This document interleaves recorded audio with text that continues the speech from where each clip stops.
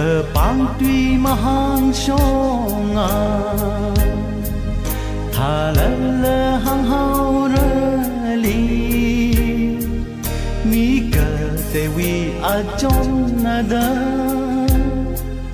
ma zang sa ngai ma thalala sa ki ka chi tam ra hai ra lấy shi cái chẳng khờ khô mà lấy cái chi mà ní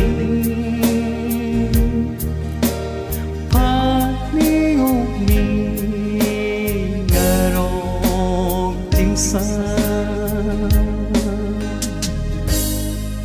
ý ní lấy sát tuy khờ rư cờ đeo nào nơi xa sơn mi phơ ninh lưới chỉ khá mà lấy cái gì mà ni và rây sầm sương mà xa khờ mi li ta ya lấy gì cái chẳng khờ khô mà lấy cái gì mà ni pa ni ngục mi ngờ rô chính xác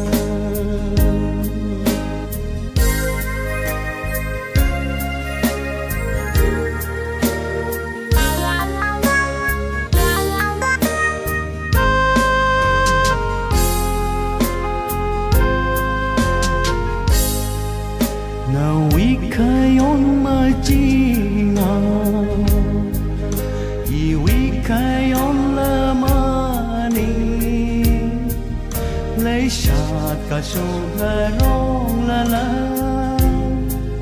và lấy san yang ma nga rum khơ mi chi ya mi wi pang shak ma lấy chi cái chẳng khờ khô mà lấy cái chi mà ni pa ni uk mi ngờ rô tiếng xa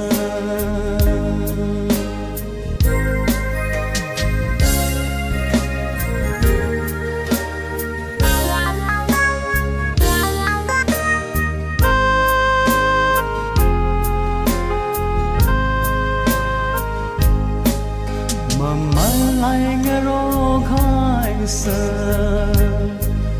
hồn nghe rung cơ hai tâm chi cơ sở sân chốt nghe rô khai đơ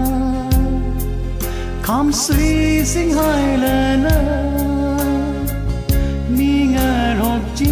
sơ mi ngay khắc chốt cơ chi lấy chi cái chẳng khờ khô mà lấy cái chi mà ni pa ni uk mi